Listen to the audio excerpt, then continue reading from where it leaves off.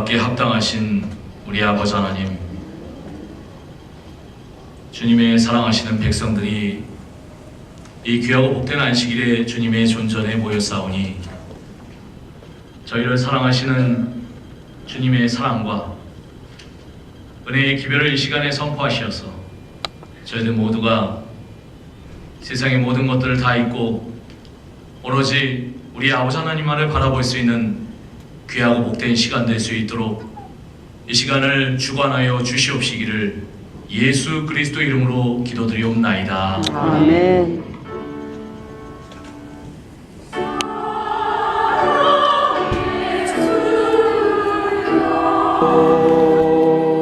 권능의 궁창 거기서도 주를 높이라.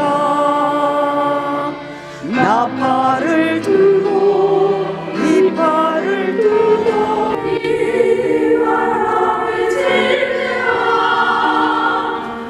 물결로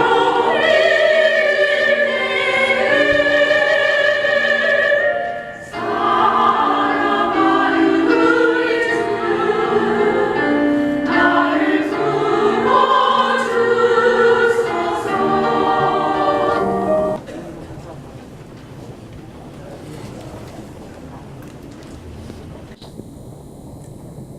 우리 성도님들 다시 인사드리겠습니다. 안녕하세요.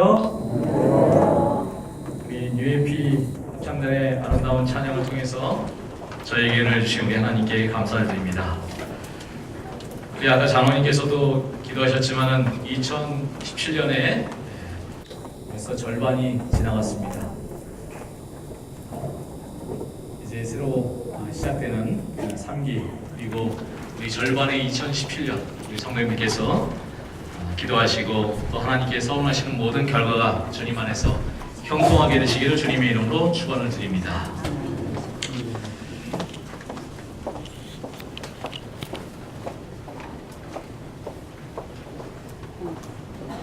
예전에 어느 집 화단에 봉숭아꽃이 활짝 피어 있는 것을 보면서 옛날 생각이 좀 났습니다.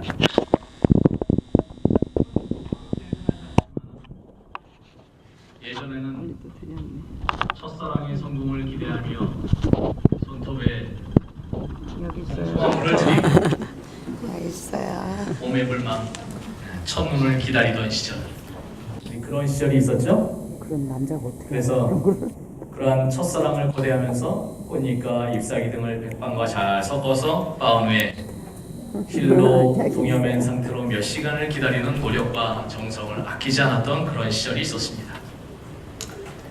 저도 학창 시절에 제가 첫사랑을 기대한 건 아니었지만 이러한 호기심과 재미로 이 손가락에 이 꼬마아이처럼 봉숭아물을 드렸던 그런 경험이 몇 번 있습니다.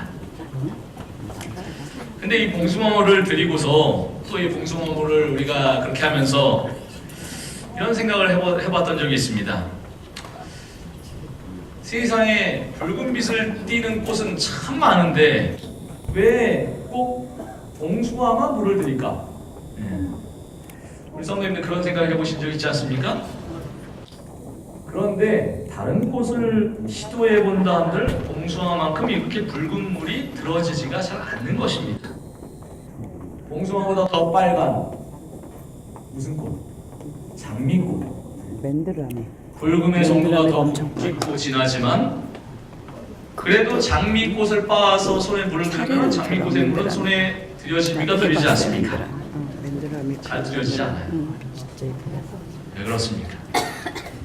장미에는 없고 봉숭아에만 있는 무언가가 있기 때문인 것입니다. 그래서 이 봉숭아물을 손톱에 물을 들이는 것도 일종의 봉숭아물에 포함된 그 염료가 있기 때문입니다. 그리고 그 염료 외에 다른 매개체가 있어야지 자기 색깔이 나오는 그런 염료가 있는데 이걸 매염 염료라고 그러는데 봉숭아에는 이 같은 매염 염료가 들어있는 것입니다. 그래서 봉숭아의 꽃과 잎과 줄기에 골고루 들어있는 이 주황 염료라는 것이 그런 염료이고 소금이나 백반이 그런 매염제 역할을 하는 것입니다.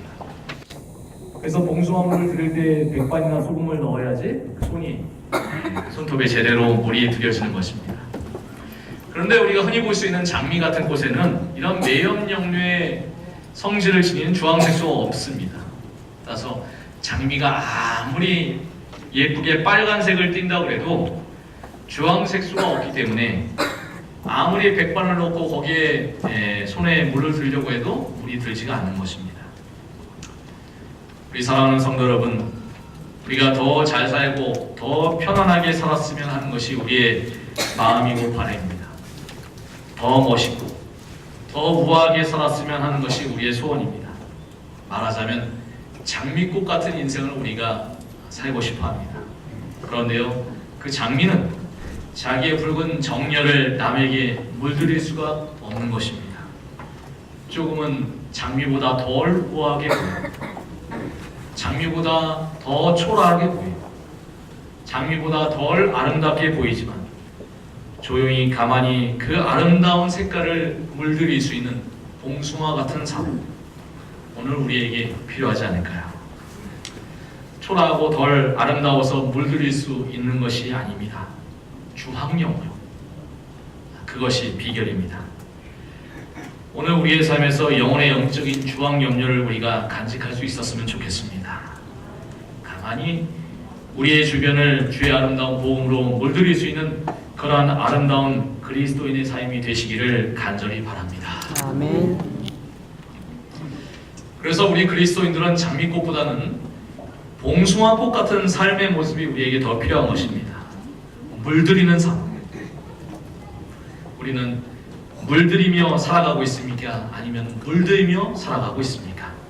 오늘 나와 내 주변을 주의 복음과 주의 사랑으로 나는 물들이며 살아가고 있습니까? 아니면 주변의 모습과 색깔에 그냥 조용히 동화되어서 물들이면서 살아가고 있습니까? 저희 묵동교회는 여러 의사 선생님들이 계십니다. 제가 여기에 대해 잘 아는 건 아니지만은 이 의사들이 수술을 하기 전에 환자가 수술 부위가 어떤 상태인지를 정확하게 검사하고 진단해야 됩니다. 정확한 검사와 진단이 성공적인 수술 결과를 가져온다고 합니다. 그래서 유능한 의사는 환부의 메스를 대기 전에 그 수술의 부위뿐만 아니라 수술 후의 상태까지 모든 전 과정을 그리면서 수술을 집도하는 것입니다. 자, 오늘 저는 성도님들과 더불어서 호세아 7장을 우리 함께 살펴보고자 합니다. 오늘 이 호세아 7장의 내용이 바로 그러한 내용입니다. 이스라엘 백성들은 자신들이 세상에 물들이면서 살아가는지 그들이 전혀 그것을 깨닫지 못하고 있었습니다. 아무 생각이 없었습니다. 물들이면서 살아가는지 아무 생각이 없었던 이스라엘 백성들을 하나님께서 가슴 아파하셨습니다. 하나님께서 이스라엘 백성들의 죄를 먼저 진단하기를 원하셨습니다. 진단의 목적은 치유에 있었습니다. 호세아 7장 1절에 있는 말씀입니다. 자, 우리 이 말씀 다 함께 봉독해 보시겠습니다. 7장 1절입니다. 내가 7장 1절입니다. 내가 시작. 내가 이스라엘을 치료하려 할 때에 에브라임의 죄와 사마리아의 악이 드러나도다. 저희는 괴사를 행하며 안으로 들어가 도적질하고 밖으로 떼지어 노략질하며. 내가 이스라엘을 치료하려 할 때라고 했습니다. 우리 하나님의 목적은 이스라엘의 치유입니다. 자, 이스라엘은 이때의 북방 이스라엘과 남방 유다로 이제 나뉘어져 있었는데 성경은 북방 이스라엘을 가리켜서 보통 북방 이스라엘이라고 그렇게 이야기하지 않았습니다. 저희가 북방 이스라엘이라고 이야기를 하지 북방 이스라엘 대신에 다른 별명을 많이 사용을 했는데 그 중에 하나가 에브라임. 북방 이스라엘이 10지파로 구성이 되었는데 그 중에서 가장 강력하고 대표적인 지파가 에브라임 지파였습니다. 예전에 그 설교 시간에 말씀을 드렸죠. 실로와 베델이 있던 그 에브라임 산지가 이스라엘의 중심지였고 거기에 있었던 그 미가의 요나단의 이야기 지지난주에 제가 말씀을 드렸습니다. 그래서 에브라임이라고 이야기한다면은 에브라임의 한 지파를 부르는 것이 아니라 북방 이스라엘 전체를 부르는 말로 그렇게 우리 성도님께서 이해를 해주시면 되겠습니다. 자, 그리고 또 남방 유다의 수도가 어디입니까, 우리 성도님들? 남방 유다의 수도는 예루살렘이죠. 북방 이스라엘의 수도는 어딜까요? 사마리아입니다. 그래서 사마리아라는 말도 북방 이스라엘을 가리키는 또 다른 별명이었습니다. 다시 말해서 이 1절 말씀에, 호세아 7장 1절 말씀에 에브라임아, 사마리아, 이거는 전부 다 어디를 가리키는 말씀이에요? 북방 이스라엘을 가리키는 그런 말씀입니다. 그래서 하나님께서는 북방 이스라엘 전체에 직면해 있던 죄악의 현장을 하나님께서 가슴 아파하시면서 진단하시는 그런 말씀인 것입니다. 단순히 백성의 죄악을 드러내고 치부를 밝히는 것을 목표로 하지 아니하시고 치유하시는 데 목적이 있었습니다. 내가 이스라엘을 치료하려 할 때에 하나님께서 이스라엘을 치료하려고 하십니다. 치료를 하려면 어디가 아픈지 어디가 골맞는지 정확한 진단이 필요한 것입니다. 그래서 7장은 치료를 위한 진단의 장입니다. 자, 여기에서 하나님께서는 이스라엘 백성들의 상태를 검사하시고 우리 하나님께서 백성들의 상태를 총 4가지로 병을 진단하셨습니다. 오늘 그 옛날 이스라엘과 같이 죄악된 세상을 살아가는 하나님의 백성들이 호세아 7장에 나타난 하나님의 진단을 통해서 오늘 우리의 상태도 동일하게 진단해 보시기를 간절히 바라겠습니다. 자, 첫 번째 하나님의 진단은 달궈진 화덕입니다. 7장 4절 말씀해 보시면은 저희는 다 가늠하는 자라 빵 만드는 자에게 달궈진 화덕과 같도다. 저가 반죽을 뭉침으로 발교되기까지만 불 일으키기를 그칠 뿐이니라. 죄와 악에 빠져있는 이스라엘 백성들의 모습을 가리켜서 우리 하나님께서는 첫 번째로 달궈지는 화덕과 같다고 이렇게 말씀을 하십니다. 이스라엘 백성들이 여러 그 생활 풍습에서 우리 한민족과 비슷한 것이 여러 가지가 있는데 여기에 나오는 화덕도 우리 예전에 우리 조상들이 이용하던 화덕, 부뚜막 이런 것들과 비슷합니다. 여기 아침부터 나무를 넣고 불을 뗍니다. 얼마간 계속 나무를 넣고 불을 떼면 화덕이 뜨겁게 달아오릅니다. 그래서 화력이 세지면은 빵이나 떡 같은 것을 저렇게 넣어가지고 저 철판 삽같이 생긴 저기다 넣고 이렇게 굽는 것입니다. 그래서 고대 이스라엘 백성들에게 화덕은 오늘 우리의 가정의 그 가스레인지처럼 생활에 있어서 꼭 필요한, 그래서 이 성경에 화덕이라고 되어 있지만 영어 성경에는 오븐이라고 되어 있습니다. 꼭 필요한 것입니다. 그런데 우리 하나님께서 말씀하신 달궈진 화덕이라, 이게 우리 성도님들 좋은 의미일까요? 나쁜 의미일까요? 나쁜 의미입니다. 달궈진 화덕은 절정에 다다른 이스라엘 백성들의 욕망과 욕심을 상징하는 것이었습니다. 그릇된 욕망에 빨갛게 달아오른 모습, 이스라엘 백성들의 욕망을 나타내는 그런 것이 달궈진 화덕이었습니다. 여러 가지 욕심, 욕망에 가득한 사람, 우리말로 썩 좋은 표현은 아니지만 무언가에 환장한 사람, 자기 조절을 하지 못하는 사람, 그래서 반복해서 잘못을 저지르는 사람, 그런 사람을 가리키는 그런 말씀입니다. 우리는 인간을 지배하는 가장 강렬한 욕심의 3가지가 성욕, 물욕, 권력욕이라고 이렇게 이야기합니다. 그런데 사람들 중에 이 3가지 중에서 어떤 욕심이 가장 좀 덜한, 적은 욕심이냐 이렇게 얘기하면은 대다수가 권력욕이라고 얘기합니다. 하지만 이것은 권력욕에 대한 속성을 잘 몰라서 하시는 말씀입니다. 이 3가지 욕심 중에서 사실은 가장 강렬하고 거절할 수 없는 그런 욕망이 권력욕입니다. 권력이라고 하면은 그저 정치나 이런 것들을 떠올리기 쉽지만 알고 보면 우리 삶의 모든 현장에 이 권력욕이라는 것이 침투해 있습니다. 누가 주도권, 그 헤게모니를 잡느냐, 권력욕의 핵심인데 이게 알게 모르게 우리 삶의 곳곳에 침투해 있다는 것입니다. 6절, 7절에서는 그들의 상태가 더 실감나게 그려지고 있습니다. 6절, 7절 말씀 우리 성도님께서 보시기 바랍니다.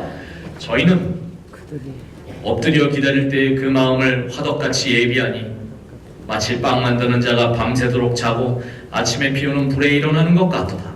저희가 다 화덕같이 뜨거워져서 그 재판장들을 삼키며 그 왕들을 다 엎드러지게 하며 저희 중에는 내게 부르짖는 자가 하나도 없도다. 엎드려 기다릴 때 그 마음이 화덕과 같다고, 그 화덕같이 예비한다고 그랬습니다. 이게 무슨 말일까요? 한기를 느끼니까 아침에는 나무를 잔뜩 집어넣고 이제 불을 지핍니다. 불길이 정신없이 일어납니다.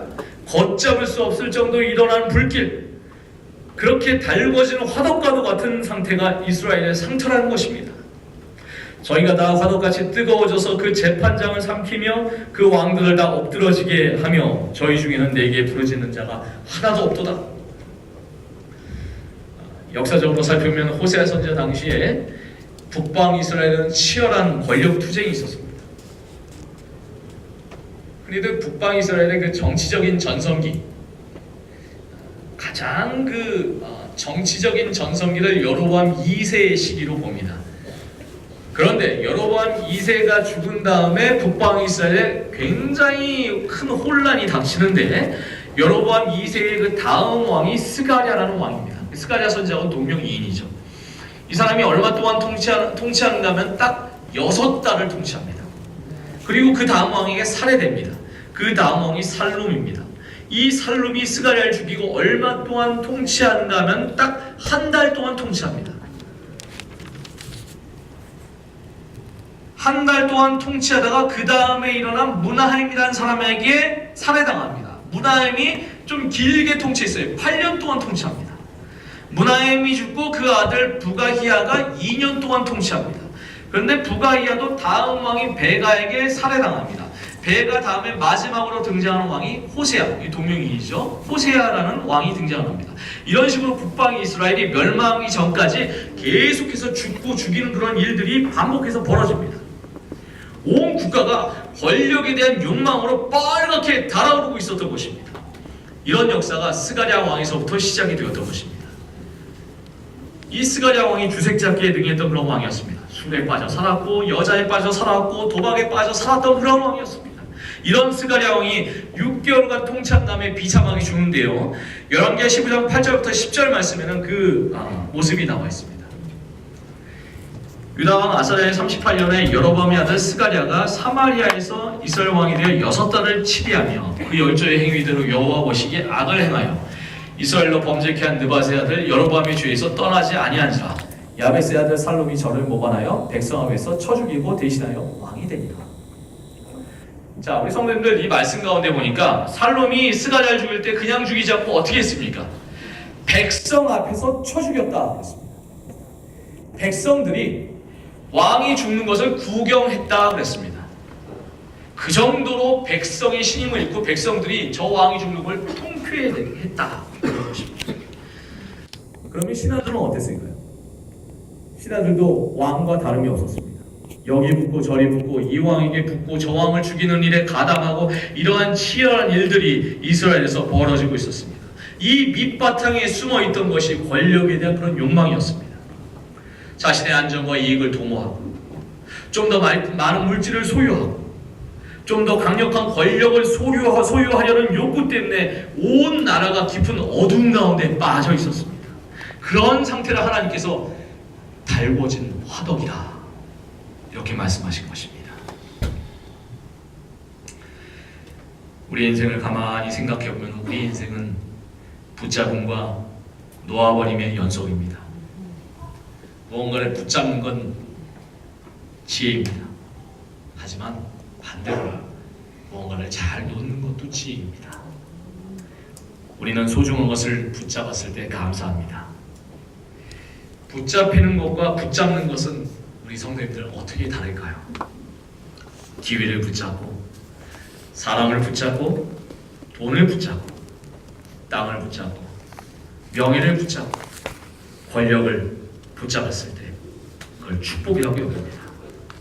그런데 우리는 역설적으로 우리가 붙잡았던 것에 의해서 우리가 붙잡힐 때가 얼마나 많이 있습니까?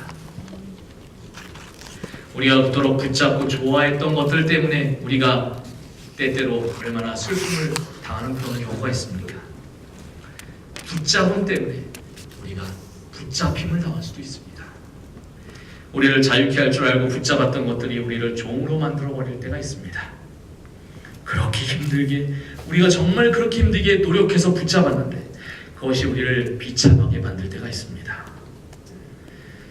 사람이 추락하려고 할 때에, 우리 성도님들 사람이 추락하려 떨어지려고 할 때에 그 위에 있는 사람의 손을 붙잡으면은, 이게 사실인지 아닌지 모르겠는데 위에 있는 사람의 손을 갖다 붙잡으면은 90%가 떨어져 죽는다고 합니다. 반면에 밑으로 떨어지는 사람을 위에 있는 사람이 붙잡으면은 90%가 산다고 그래요. 위에 있는 사람이 딱 잡고 끌어올리면은 대부분이 산다고 합니다. 이와 똑같습니다. 우리 인생도 내가 주님을 붙잡은 게 아니라 주님께서 나를 붙잡으신 것입니다. 우리를 잡고 안 놓으십니다. 세상 것 너무 붙잡지 마시고 오로지 주님께 붙잡힌 생에 그 붙잡힌 손을 결코 놓지 않는 우리 성도님들 되시기를 간절히 바라겠습니다. 8절 말씀입니다. 두 번째는 하나님의 두 번째 진단, 뒤집지 않은 전병입니다. 7장 8절 말씀에 에브라임이 열방에 혼잡되니 저는 곧 뒤집지 않은 전병이로다. 우리 성도님들, 제가 참 좋아하는 음식이 전입니다. 어린 시절에 명절이 되면 마루에서 전을 부치시던 우리 어머니, 다 부친 전을 가지런히 이렇게 그 뭐라고 그러죠? 예, 소프리에다가 가지런히 놓으시면 명태전, 호박전, 맨손으로 그 전을 맛있게 막 계속 집어먹다가 너무 많이 집어먹어서 등짝에 한 대 맞고 그만 먹으라고. 얼마나 잘 먹게 생겼습니까? 한국사는 뭐니 해도 맛있게 양쪽으로 적당하게 바싹 구운 전들 참 좋아합니다. 명절에 먹던 명태전, 호박전, 비오는 날에 먹으면 더 맛있는 김치전, 부추전, 할머니가 해주시던 메밀전, 녹두전. 제가 오늘 아침 7시 반에 먹었는데 전을 보니까 침이 꼴깍 넘어갑니다. 전의 생명은 뭐니 해도 양쪽을 바싹하게 잘 뒤집어서 굽는 것입니다. 이게 더 익은 것보다는 적당하게 바싹 구워가지고 바삭바삭한 걸 갖다가 계속 침 보이네. 갑자기 딱 찍어서 먹으면은 너무 맛있죠. 입맛을 살아. 근데 여기 이상하게 조리된 전이 있습니다. 두 번째 진단은 뒤집지 않은 전병입니다. 전을 구울 때 한쪽이 다 구워지면 뒤집기로 뒤집어야지 양쪽이 잘 구워지는데 뒤집지 않고 한쪽만 계속 굽는 것입니다. 한쪽만 시커멓게 탄 그런 전병이 되어버렸습니다. 이스라엘 백성들이 화덕에 굽는 빵이 있는데 이를 가리켜서 이스라엘 백성들이 뭐라고 불렀냐면, 아까 그 화덕에 이렇게 넣고서 빵을 구웠죠? 그 이스라엘 사람들은 우가흐라고 불렀습니다. 우리의 그 빈대떡하고 비슷한 그런 모양인데 고운 가루로 만들어서 제사 예물로 쓰이기도 하고 그걸 갖다가 먹기도 하고 그랬던 이스라엘 백성들이 아주 친근한 그런 빵이었습니다. 이 떡을 잘 구우려면, 이 우가흐를 잘 구우려면 화덕에 넣고서 그 뜨거운 화덕에서 10분 내에 뒤집어야 됩니다. 타이밍을 잘 못 맞추면 한쪽이 새카맣게 타버리고 마는 것입니다. 우리 성도님들, 집사님들, 만약에 손님이 오셔서 전을 부쳐서 내놓으셨는데 한쪽은 새카맣게 타버리고 한쪽은 밀가루가 그냥 그대로 있고, 이런 전은 손님상에 내놓는다고 생각을 해보시기 바랍니다. 도저히 먹을 수 있는 음식이 아닌 것입니다. 이것이 하나님의 눈에 비친 이스라엘 백성들의 모습이었다. 달궈진 화덕은 욕심 때문에 수시로 왕이 바뀌고 그에 따라서 온 백성이 욕심에 따라서 사람을 살리고 죽이는 욕망의 노예가 되어버린 상황, 이런 모습을 하나님께서 달궈진 화덕으로 비유한 것입니다. 그렇다면 뒤집지 않은 전병은 무엇을 묘사한 것일까요? 그 다음에 9절 말씀입니다. 저는 이방인에게 그 힘이 삼키웠으나 알지 못하고 백발이 얼룩얼룩할지라도 깨닫지 못하는도다. 이방인에게 자기 힘을 잃었다고 했습니다. 다른 나라와 접촉하면서 들어온 이교 사상과 이교의 문화에 이스라엘의 순수한 정신이 서서히 파괴되고 있었습니다. 그래서 결국은 하나님께서 도저히 받아들일 수 없게 된 모습, 한쪽은 시커멓게 타버리고 한쪽은 익지도 않아서 먹을 수 없는 그런 전병같이 된, 도저히 하나님께서 사용하실 수 없는 상태, 이것이 이스라엘의 모습이었습니다. 하나님께서 이스라엘을 선택하신 이유는 그들을 사용하셔서 하나님의 영광을 높이고자 하시다가 때로는 애굽에 붙어서 도와달라고 그랬다가 간에 붙었다가 쓸개에 붙었다가 하는 식으로 아슬아슬한 이런 줄타기 외교를 하고 있었습니다. 마치 지금 어디를 보는 것하고 비슷한 이 사드 때문에 미국하고 한국 사이에 있긴 한국하고 비슷한 그런 모습을 보는 것 같습니다. 베가 왕 때 이스라엘이 아수르의 공격을 받고 애굽의 도움을 요청합니다. 하지만 그 다음 왕이고 이 북방 이스라엘 마지막 왕인 호세아는 아수르의 또한 그 편을 들고 아수르에게 항복을 합니다. 그런데 그 아수르가 결국은 북방 이스라엘을 멸망시킵니다. 나라의 운명을 망쳐버린 이스라엘의 어리석음, 그것을 그 다음 말씀 13절 14절이 잘 지적해주고 있습니다. 자, 13절 14절 말씀해 보시면요, 화이스질저 저희가 나를 떠나 그릇 같음이니라. 패망할진저 저희가 내게 범죄하였음이니라. 내가 저희를 구속하려나 저희가 나를 거스려 거짓을 삼고 성심으로 나를 부르지 아니하였으며 오직 침상에서 슬피 부르짖으며 곡식과 새 포도주를 인하여 모이며 나를 거역하는도다. 자, 우리 성도님들 13절 14절 말씀에 가장 많이 반복되는 단어가 무슨 단어입니까? 자, 보시면은 이 두 절 말씀에 가장 많이 반복되는 단어가 어떤 단어예요? 나라는 단어입니다. 이스라엘 백성들의 참 소망은 바로 하나님이란 것입니다. 그 어떤 열강에 의지하고 기대하는 것보다 하나님을 의지하고 모든 것을 맡기는 것이 너희의 사는 길이라고 말씀하는 것입니다. 애굽이나 아수르와 바른 관계를 맺는 것보다 더 중요한 것은 하나님과의 올바른 관계에 있다는 것입니다. 14절에 오직 침상에서 슬피 부르짖으며, 이 말씀에서 부르짖다라는 말의 그 히브리어는 엘렐루라는 그런 말인데, 이 엘렐루라는 이 부르짖다라는 말은 비둘기가 배가 고플 때 내는 울음소리를 갖다 엘렐루라고 합니다. 부지런히 먹이를 찾아다니지만 배고픔을 해결할 길이 없습니다. 살 길을 찾아 이리 붙고 저리 붙으며 방법을 모색해보지만 하나님을 떠난 백성들이 만족할 수가 없습니다. 그런 배고픔을 찾지 못하고 슬피 부르짖는 어리석은 비둘기, 그런 이스라엘에게 하나님께서는 이러한 평가와 진단을 내리시는 것입니다. 오뚜기는 어떤 모양으로 던져도 넘어질 듯 하면서 다시 일어납니다. 뒤름이 넣어도 다시 일어납니다. 넘어질 듯 해도 오뚝오뚝 일어서서 오뚜기라고 합니다.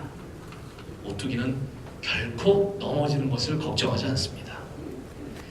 우리 성도님들, 어떻게 오뚜기가 넘어지지 않고 다시 일어서서 자기 자리를 유지할 수가 있습니까? 오뚜기 뭐 때문에 그래요?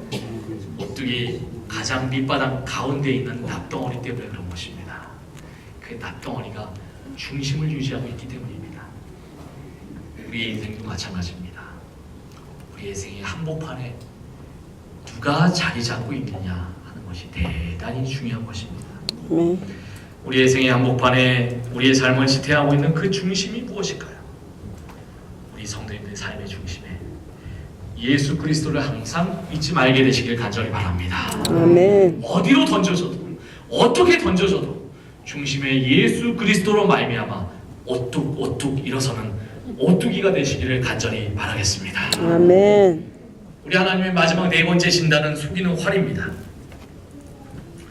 저희가 돌아오나 높으신 자에게로 돌아오지 아니하니 속이는 활과 같으며 그 방백들은 그 혀의 거친 말로 인하여 칼에 엎드려지니 이것이 애굽 땅에서 조롱거리가 되리라. 하나님의 마지막 진단은 속이는 활. 좀 더 정확하게 원어로 살펴보면은 원어로는 구부러진 활입니다. 조준을 제대로 해도 구부러진 활이면은 관역에 명중을 할까요, 못할까요? 명중하지 못하는 것입니다. 저희가 돌아오나 높으신 자에게로 돌아오지 아니하니, 이스라엘 백성에게 뉘우침의 모습은 있었던 것 같습니다. 하지만 진정한 회개는 단순한 뉘우침에서 끝나는 것이 아니라 하나님께로 올바로 돌아오는 것입니다. 하나님 앞에 서는 것입니다. 회개에 합당한 열매를 드리는 것입니다. 이스라엘 백성들은 하나님께 돌아온 것 같다가도 자꾸만 실족했습니다. 하나님을 의지하는 것 같다가도 아수르와 애굽을 의지했습니다. 16절은 이스라엘이 망해버리면 애굽 땅에서 조롱거리가 되리라 라고 말씀합니다. 하나님의 택하신 백성들이 세상에서 조롱거리가 되고 마는 비참한 모습을 발견하는 것입니다. 그래서 철저한 회개만이 하나님의 백성의 살 길이라고 네 번째에서는 하나님께서 진단하시는 것입니다. 우리의 개인도, 우리의 가정, 우리의 교회도 마찬가지입니다. 하나님을 믿는다고 하면서 인간적인 방법을 모색합니다. 그러면 조금 더 상황이 나아져 보일지 모르겠습니다. 하지만 곧 더 깊은 궁지에 빠져버릴 수 있다고 하는 그런 말씀입니다. 성숙이라는 말과 익숙이라는 말이 있습니다. 성숙한 것과 익숙한 것은 우리 성도님들 같은 것일까요? 다른 것일까요? 성숙과 익숙은 비슷한 것 같지만 완전히 다른 것입니다. 많은 사람들은 익숙한 것을 성숙한 것으로 착각합니다. 하지만 때로 익숙한 것은 미숙한 것보다 더 위험할 수 있다는 그런 사실입니다. 익숙하면 변화를 거부합니다. 익숙한 사람은 오히려 사고를 낼 확률이 더 높습니다. 내가 운전에 익숙하다고 자신하는 순간 교통사고 낼 확률이 더 높아집니다. 내가 수영에 익숙하다고 자신하는 순간 물에 빠질 염려가 더 높습니다. 나무 타기에 익숙한 원숭이가 나무에서 떨어질 확률이 더 높습니다. 나는 성숙한 그리스도인입니까? 나는 익숙한 그리스도인입니까? 시간이 나를 성숙한 신앙인으로 만들어